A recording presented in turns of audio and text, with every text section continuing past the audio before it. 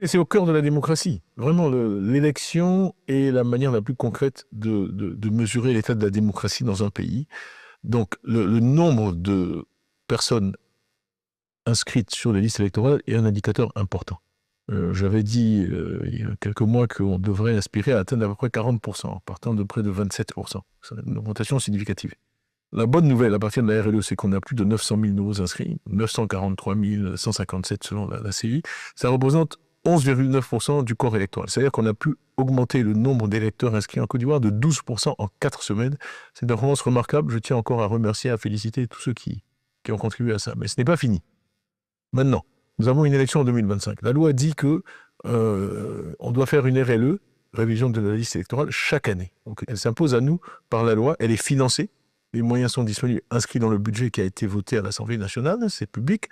Et par ailleurs, c'est complètement faisable puisqu'en 2020, on a fait cette opération en juin et en juillet pour une élection qui se tenait en octobre. Donc là, on parle de la faire en février et en mars. Donc c'est désirable, c'est faisable, c'est urgent, c'est important. Et on compte sur vraiment la CEI pour mettre en œuvre cette opération dans les meilleurs délais. Nous et des centaines de milliers d'Ivoiriens sommes prêts parce qu'ils ont fait les démarches nécessaires pour être inscrits sur la liste et ils ont été un peu frustrés parce que l'opération s'est arrêtée. Donc permettre à toutes ces personnes d'exercer leur droit le plus fondamental, qui est celui de contribuer au choix de la personne qui doit diriger cette nation, ce n'est pas négociable. Tout à fait, ça rendra plus inclusive. Alors, Tidiane Cham, vous avez eu un discours, encore une fois, lors de la présentation des vœux. Il y a eu des commentaires. Vous avez évoqué, je m'en voudrais de ne pas parler, des milliardaires en dollars. Beaucoup de commentaires. Est-ce que vous pouvez nous expliquer? C'est un peu une manière de travailler que nous avons au PDCI. D'ailleurs, nous partons toujours de fait. D'ailleurs, j'ai demandé que pour les supports de cette discussion, on les rende disponibles sur nos sites. Sinon, si vous verrez que on mettra donc nos estimations des résultats de la RLE en ligne. C'est pareil pour l'analyse des milliardaires. Si vous regardez en fait en Afrique, les milliardaires en dollars, 1 milliard de dollars, disons que c'est en gros 600 milliards de francs CFA. C'est les gens dont la richesse atteint ou dépasse 600 milliards de francs CFA. Il y en a aujourd'hui 7, selon les décomptes les plus fiables, 7 en Égypte, il y en a 5 en Afrique du Sud, il y en a 4 au Maroc, il y en a 3 au Nigeria, je crois qu'il y en a un en Algérie. Okay. En fait, une des choses qui ressort de ça déjà, c'est la concentration en Afrique du Nord. Maroc, Algérie, Égypte, entre eux, plus d'une dizaine de milliardaires en dollars, et on en a peu en Afrique subsaharienne.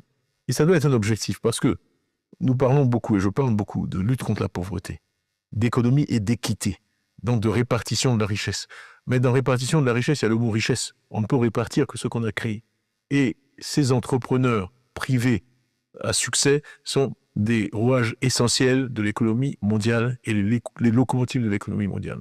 Donc au Crédit Suisse, on avait 50% des milliardaires en dollars dans le monde comme clients. Donc les milliardaires en dollars chinois, je les connais tous, sont les locomotives du développement de la Chine et de la sortie de la Chine de la pauvreté. Donc c'est pour ça que je souhaite qu'il y ait des Ivoiriens entrepreneurs à succès, parce que c'est ce qui va me permettre aussi de créer les emplois et de créer la richesse qui me permettra en tant qu'État d'investir dans l'éducation, d'investir dans la santé et d'améliorer le sort des Ivoiriens. Donc les deux ne sont pas incompatibles ou en opposition, les deux vont ensemble, la main dans la main. Et je finirai sur un commentaire que j'ai fait qui a peut-être été mal compris. Les fonctionnaires sont essentiels pour moi, pour un projet de société. On ne peut pas redresser la santé et l'éducation sans les fonctionnaires. Tout à fait. Sans nos braves instituteurs, les enseignants, les infirmières, les sages-femmes, les pharmaciens. Les pharmaciens. Mais ce que j'ai dit, c'est que il ne faut pas qu'on ait des fonctionnaires milliardaires. Il faut qu'on ait des entrepreneurs milliardaires. C'est tout ce que j'ai dit. Voilà. Et j'ai dit que dans les pays où les fonctionnaires sont milliardaires, le citoyen est pauvre. Et ça, peut-être qu'on aura l'occasion de développer ça dans de futures éditions, mais je le maintiens et c'est une réalité. Les milliardaires en dollars en Côte d'Ivoire, c'est possible? Mon cher Raymond, non seulement c'est possible, mais ça va se faire. Vraiment. Je le crois et j'en suis absolument convaincu. Avant de conclure, le dernier commentaire que je voudrais faire, c'est sur notre calendrier électoral au PDCI. Donc vous savez, comme je l'ai dit dans mon discours de fin d'année, que nous devons organiser une convention pour choisir notre candidat à l'élection présidentielle, que ce sera une convention ouverte, inclusive, je l'ai dit plusieurs fois. Mais le point important, c'est qu'en fait, c'est un bureau politique qui doit fixer la date de la convention. Donc nous avons l'intention de tenir en mars, donc avant la fin du premier trimestre, un bureau politique du PDCI qui sera convoqué en bonne et due forme et qui donc fixera la date de cette convention. sachant qu'on a aussi toujours une petite pensée pour nos militants. Et on va laisser donc passer 2 fins de mois en janvier et en février pour que les gens aient le temps de se mettre à jour de leurs cotisations pour rester au bureau politique comme il se doit. Merci Tidjane Thiam. C'est moi qui vous remercie. À bientôt.